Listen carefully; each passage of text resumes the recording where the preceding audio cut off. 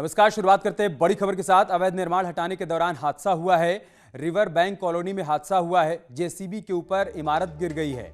मलबे के नीचे जेसीबी चालक दब गया। काफी मशक्कत के बाद उसका रेस्क्यू किया गया। ये बड़ी खबर हम आपको लखनऊ से बता रहे हैं, जहां पर अवैध निर्माण के ध्वस्तीकरण के दौरान हादसा हुआ है।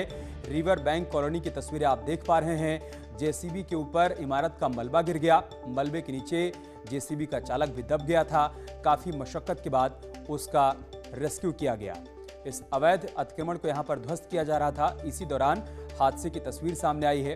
आप देखिए, सामने जेसीबी खड़ी है और उस पर उसका चालक भी बैठा हुआ था। ध्वस्तीकरण की कार्रवाई यहां पर चल रही थी। इसी दौरान इमारत का मलबा जेसीबी के ऊपर आ गिरा और चालक उसके नीचे दब गया। हमारे सहयोगी अलाउद्दीन इस वक्त हमारे साथ जुड़ चुके हैं। अलाउद्दीन, क्या जानकारी है हादसे के बारे में?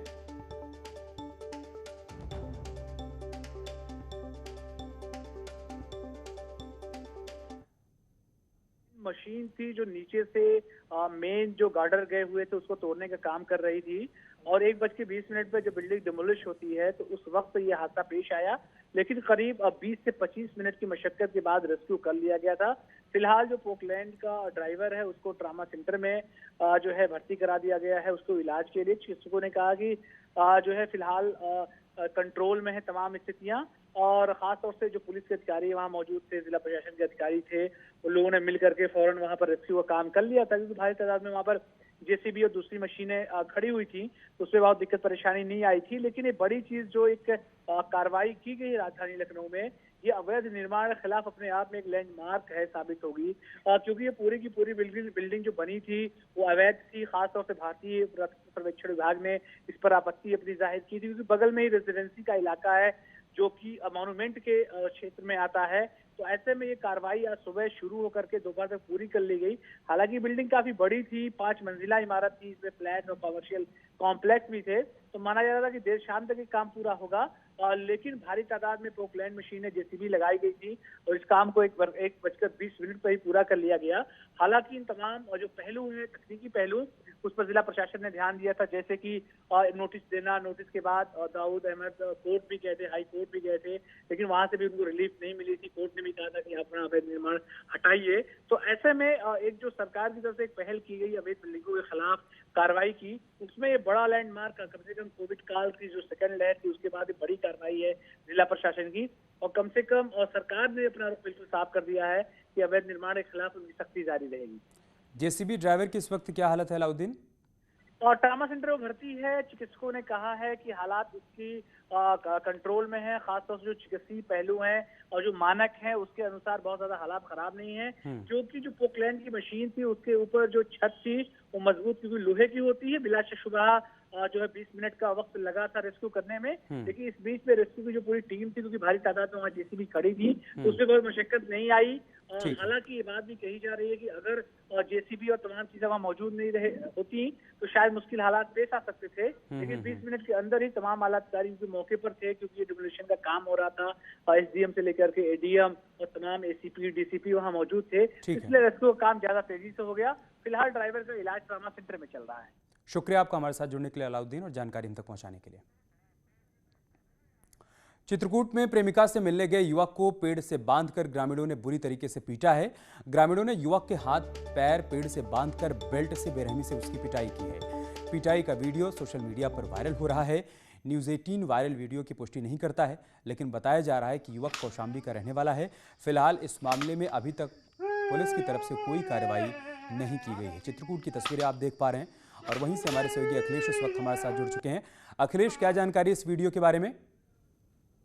आपको बता दें कि ये मामला राजापुर थाना क्षेत्र के सगवारा गांव का है, जहां बताया जा रहा है कि जो ये वायरल वीडियो है 2 दिन पहले का है। यह कौशाम्बी के महेवा घाट का बच्चा नाम का जो युवक है वह अपने कथित प्रेमिका से मिलने के लिए चित्रकूट के सगवारा गांव आया था, जहां पर इसको मिलते हुए परिजनों ने इसको पकड़ लिया, जिसके बाद इसको बेरहमी से पिटाई करते हुए इसकी तालिबानी सजा दी है। इसके बाद उसका वीडियो बनाकर सोशल मीडिया में वायरल कर दिया है। ये वायरल वीडियो पहले कौशाम्बी में इसको पता किया गया तो युवक की शिनाख्त हुई है। इसके बाद ये बताया गया जो घटना को पता चला है कि चित्रकूट के सगवारा गांव में हुए उसकी घटना का पता चला है, जिसके बाद राजापुर पुलिस ने इसको शिनाख्त करते हुए घटनास्थल पर मौके पर पुलिस पहुंची है और मामले से जुड़ी जानकारी ले रही है। फिलहाल जो आरोपी है वो पुलिस के गिरफ्त से अभी दूर है। ठीक है, शुक्रिया आपका हमारे साथ जुड़ने के लिए और जानकारी हम तक पहुंचाने के लिए।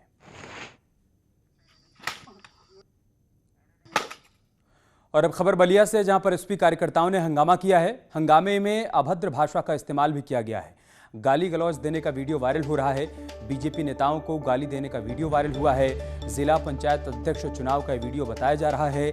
हालांकि न्यूज़ 18 वायरल वीडियो की पुष्टि नहीं करता है, लेकिन ये तस्वीरें आप बलिया के देख पा रहे हैं, जहां पर समाजवादी पार्टी के कार्यकर्ताओं की तरफ से हंगामा किया गया है। हंगामे में अभद्र भाषा का इस्तेमाल किया गया है। गाली देने का वीडियो वायरल हो रहा है।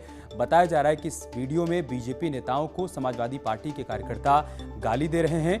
जिला पंचायत अध्यक्ष चुनाव के दौरान का वीडियो बताया जा रहा है, लेकिन न्यूज़ 18 इस वायरल वीडियो की पुष्टि नहीं करता है।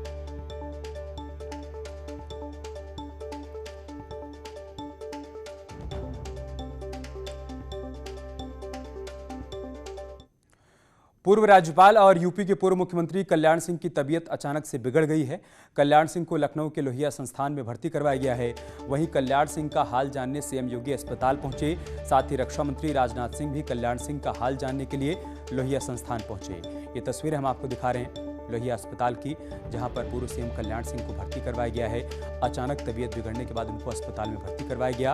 उसके बाद की दो तस्वीरें हम आपको दिखा रहे हैं। पहली तस्वीर में आप रक्षा मंत्री राजनाथ सिंह को देख सकते हैं, जो कि लखनऊ से ही सांसद हैं। वो लखनऊ के दौरे पर थे और इसी दौरान जब उनको जानकारी मिली कि कल्याण सिंह की तबीयत खराब हुई है, उनको अस्पताल में भर्ती करवाया गया है, तब वो उनका हाल चाल लेने के लिए अस्पताल पहुंचे।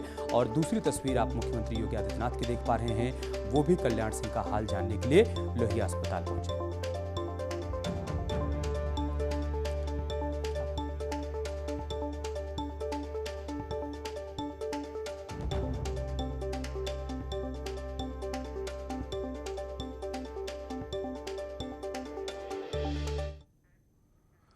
दो दिवसीय दौरे पर सीएम योगी गोरखपुर पहुंच गए हैं। सीएम योगी ने सर्किट हाउस में पार्टी कार्यकर्ताओं के साथ बैठक की। सीएम करोड़ों की योजनाओं का लोकार्पण शिलान्यास भी यहां पर करने वाले हैं। ये बड़ी खबर हम आपको बता रहे हैं। सीएम योगी 2 दिवसीय दौरे पर गोरखपुर पहुंचे हुए हैं। सर्किट हाउस में पार्टी कार्यकर्ताओं के साथ उन्होंने सबसे पहले बैठक की है। इसके बाद का जो उनका कार्यक्रम है वो भी हम आपको बताते हैं। सीएम यहां पर करोड़ों की योजनाओं का शिलान्यास और लोकार्पण करने वाले हैं। गोरखपुर को तमाम योजनाओं की सौगात देने वाले हैं, लेकिन उससे पहले उन्होंने पार्टी कार्यकर्ताओं के साथ बैठक की है। कल ही जिला पंचायत अध्यक्ष का चुनाव संपन्न हुआ है। बीजेपी ने शानदार प्रदर्शन किया, जिसके बाद सीएम योगी ने सभी कार्यकर्ताओं को इसके लिए धन्यवाद भी दिया था। और आज यहां पर पार्टी कार्यकर्ताओं के साथ उन्होंने बैठक भी की है। इस बैठक में चर्चा 2022 की तैयारियों को लेकर की गई है। सर्किट हाउस में पार्टी कार्यकर्ताओं के साथ सीएम योगी ने चिंतन मंथन किया कि आगे चुनावी तैयारियों को कैसे और प्रबल किया जाए, कैसे मजबूती के साथ मैदान में उतरा जाए, और इसके बाद तमाम योजनाओं का लोकार्पण और शिलान्यास भी करने वाले हैं। गोरखपुर से हमारे सहयोगी रामगोपाल हमारे साथ जुड़ चुके हैं। रामगोपाल, क्या जानकारी, क्या अपडेट है सीएम के आगे के कार्यक्रम के बारे में? मुख्यमंत्री योगी आदित्यनाथ अब से कुछ ही देर में गोरखपुर को विकास अवसर देने जा रहे हैं। गोरखपुर सदर, कैंपरगंज और प्राइस विधानसभा क्षेत्र में 150 करोड़ से अधिक की योजनाओं का मुख्यमंत्री योगी आदित्यनाथ लोकार्पण और शिलान्यास करेंगे। लेकिन जो सबसे महत्वपूर्ण और खास बात रही आज की बैठक में, आज के मुख्यमंत्री योगी आदित्यनाथ के दौरे का, वो है मिशन 2022 को लेकर मुख्यमंत्री योगी आदित्यनाथ हम लगातार कार्यकर्ताओं से उनसे फीडबैक ले रहे हैं। सदस्य हैं जो अभी चुने गए हैं, उनके साथ बैठक की, और साथ ही जिला पंचायत अध्यक्ष जो गोरखपुर की चुनी गई है उनके साथ जनप्रतिनिधि भी थे, उनके साथ बैठक की।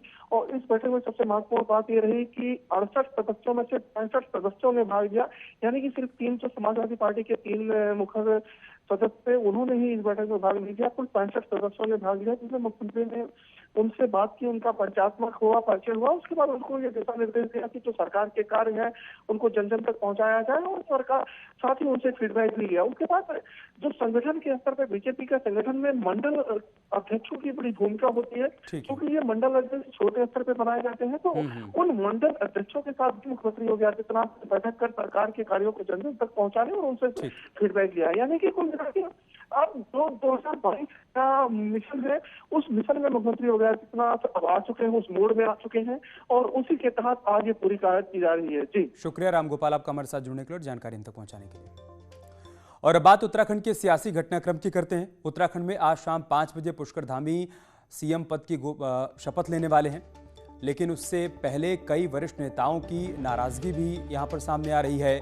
और मैनेजर की भूमिका में धन सिंह रावत नजर आ रहे हैं, जो डैमेज कंट्रोल की कोशिश कर रहे हैं। प्रेशर पॉलिटिक्स के तहत नाराज बताए जा रहे यशपाल आर्य और हरक सिंह से बातचीत की है उन्होंने।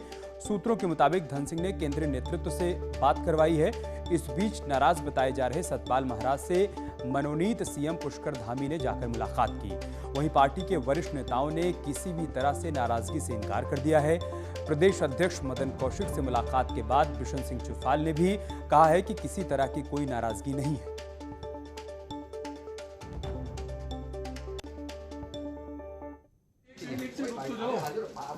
गिरता करो, आप तो हमेशा बैठ देते हैं सर, हमें शपथ ले रहे हैं। नाराजगी तो लोग अच्छी बात नहीं, नाराज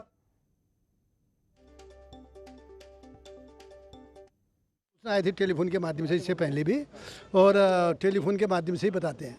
आपको सूचना आ गई है? सूचना आ जाएगी ना, इसमें चिंता क्या है। अभी आई सर या नहीं? सूचना तो अभी तो 5 बजे है ना, आधे घंटे पहले भी तो आती सूचना टेलीफोन में। किसी नाराजगी थी नहीं, तो अब क्या नाराजगी। सतपाल महाराज की नाराजगी की खबरों के बीच उनसे मिलने धन सिंह रावत और स्वामी यतीश्वरानंद भी पहुंचे। हालांकि मिलने के बाद धन सिंह रावत मीडिया के सवालों से बचते हुए नजर आए। वहीं स्वामी यतीश्वरानंद ने कहा कि पार्टी में कोई नाराजगी नहीं है, सब कुछ ऑल इज वेल है। नाराज थे नहीं महाराज जी, ऐसा नहीं, कोई नाराज नहीं। पर नाराजगी की बातें क्यों आ रही है सर? नाराजगी नजर आ रही है और कहीं ना कहीं कोई भी नाराजगी नहीं है, बिल्कुल। सब रहेंगे, सब लेंगे, कोई नाराज नहीं। और देहरादून से हमारे सहयोगी दीपांकर भट्ट इस वक्त हमारे साथ जुड़ चुके हैं। दीपांकर, सारे ही नेता ये कह रहे हैं कि सब ऑल इज वेल है, ऐसा ही है क्या? अमित, जिस तरह की स्थितियां उसको देखकर बिल्कुल नहीं लगता कि अभी सब कुछ ठीक है, क्योंकि अभी भी कंफ्यूजन उसी लेवल पर बरकरार है कि क्या सिर्फ मुख्यमंत्री शपथ लेंगे या सभी मंत्री शपथ लेंगे। लेकिन फिलहाल ये जो घर मेरे पीछे है, ये बीजेपी के प्रदेश अध्यक्ष मदन कौशिक का घर है, और मदन कौशिक के घर में सुबह 11 बजे से प्रभारी जो है दुष्यंत कुमार गौतम, वो यहाँ पर बैठे हुए हैं, मदन कौशिक यहाँ पर बैठे हुए हैं, और इन दोनों लोगों को जाहिर तौर पर शपथ ग्रहण में शामिल होना ही होना है। लेकिन जो भी नेता, चाहे धन सिंह रावत हो और यतीश्वरानंद हो, जो लगातार इस मैनेजमेंट में लगे हैं कि जो नाराज नेता है उनको किसी तरीके से यहाँ पर मैनेज किया जाए। आज सुबह से कोशिशें हुई है यशपाल आर्य को लेके, सतपाल महाराज को लेके, हरक सिंह रावत को लेके और बिशन सिंह चुफाल को लेके। बिशन सिंह चुफाल क्योंकि पार्टी के कोर कैडर से आते हैं, तो यह माना जा रहा है कि बिशन सिंह चुफाल की नाराजगी काफी हद तक दूर हुई है। सतपाल महाराज के घर मुख्यमंत्री का जाना, यह अपने आप एक बहुत बड़ा मैसेज है कि अभी आपने मुख्यमंत्री पद की शपथ भी नहीं ली है और आप सतपाल महाराज के घर पर गए। यानी कहीं ना कहीं केंद्रीय नेतृत्व की तरफ से यह जरूर कहा गया है कि आप इन नेताओं की नाराजगी दूर करने की कोशिश करिए। वही खबरें यह भी आ रही है, हालांकि खबरें पुष्ट अभी नहीं है कि गृह मंत्री अमित शाह ने क्या सतपाल महाराज से, क्या हरक सिंह रावत से और क्या यशपाल आर्य से बातचीत की है। लेकिन अब यशपाल आर्य यहां से उठ के सतपाल महाराज के घर गए। सतपाल महाराज, यशपाल आर्य और हरक सिंह रावत, ये 3 बड़े नेता हैं कांग्रेस के, जो कांग्रेस छोड़कर बीजेपी में आए थे। तो क्या यहां पर इसे यह देखा जाए कि कांग्रेस के नेता बीजेपी से नाराजगी जाहिर करना चाहते हैं, या फिर इसे एक थोड़ा उलट तरीके से अगर देखें तो क्या प्रेशर पॉलिटिक्स हो रही है? क्या ये तीनों नेता यह चाहते हैं कि अगर अभी हमने दबाव बनाने की कोशिश की तो शायद वो दबाव आगे हमारे काम आए, और आगे अभी अगर हम प्रेशर में आ गए तो होना हो आगे हमें इसी तरीके से थोड़ा कस के रहना पड़े। तो दोनों तरफ से एक खबर है, एक खबर ये कि क्या ये नाराज है और दूसरी खबर ये क्या है दबाव बनाने की कोशिश पार्टी पर कर रहे हैं। तो अभी बीजेपी का जो शीर्ष नेतृत्व है, जो मदन कौशिक, आप पूरे हालात पर नजर बनाए रखिएगा। हम आपके पास आएंगे अपडेट के लिए। एक छोटा सा ब्रेक लेंगे, बहुत जल्द होगी वापसी।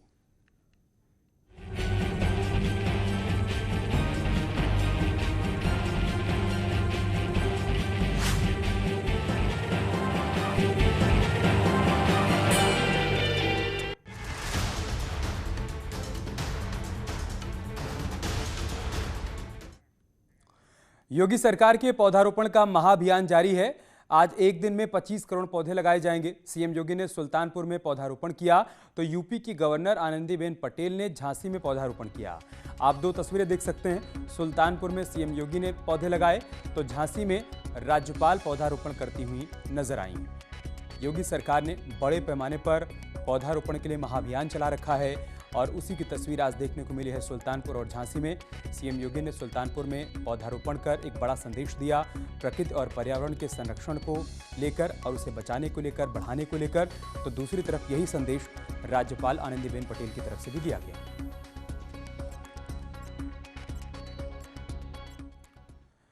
सीएम योगी ने सुल्तानपुर में पौधारोपण किया। यूपी में 1 से 7 जुलाई के बीच 30 करोड़ पौधे लगाए जाएंगे। वहीं पिछले 4 सालों से यूपी को हरा भरा बनाने का महाअभियान चल रहा है। उत्तर प्रदेश में वन क्षेत्र और हरियाली का प्रतिशत लगातार बढ़ रहा है। आज सीएम योगी ने इस महाअभियान के क्रम में 100 करोड़वां पौधा लगाया है और साथ ही सुल्तानपुर में एक स्मृति वाटिका भी यहां पर बनाई गई है। अपने संबोधन में सीएम योगी ने कहा कि पूर्वांचल एक्सप्रेसवे बेहद अहम है। पूर्वांचल एक्सप्रेसवे के बनने से लोगों को रोजगार मिलेगा।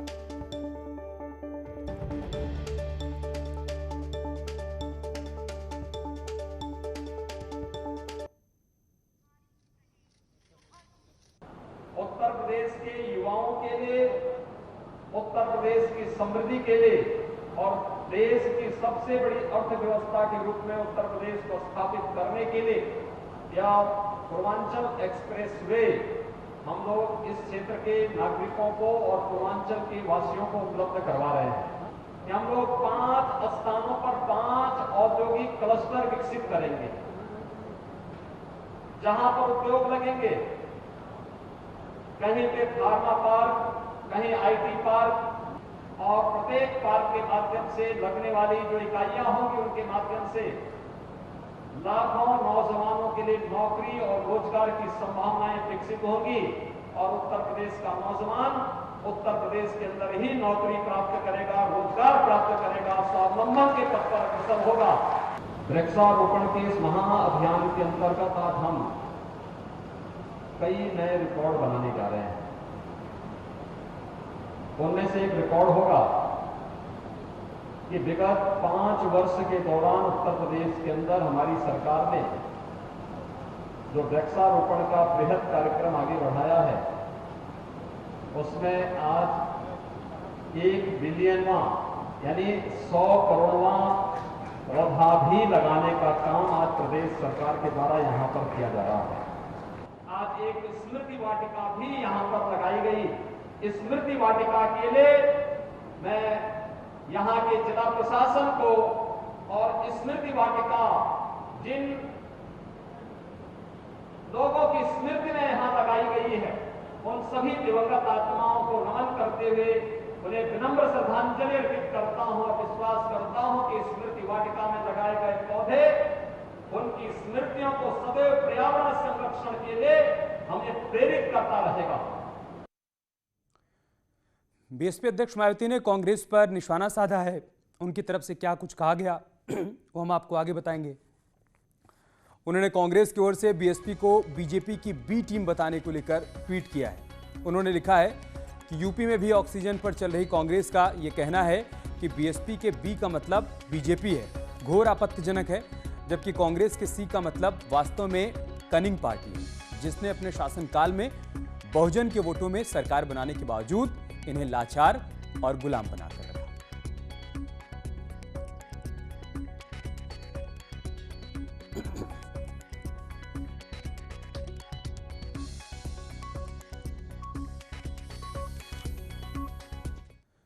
और बात करते हैं मिशन संजीवनी की। कोरोना से चल रहे देशव्यापी जंग में जीत के लिए टीका बहुत जरूरी है और इसी टीके का अलख जगाने के लिए हमारी गाड़ी निकली है। बुरहानपुर की कुछ महिलाएं जो कि इस कदम को आगे बढ़ा रही हैं, दुकान दुकान जाकर कारोबारियों को टीका लगाने के लिए प्रेरित कर रही हैं।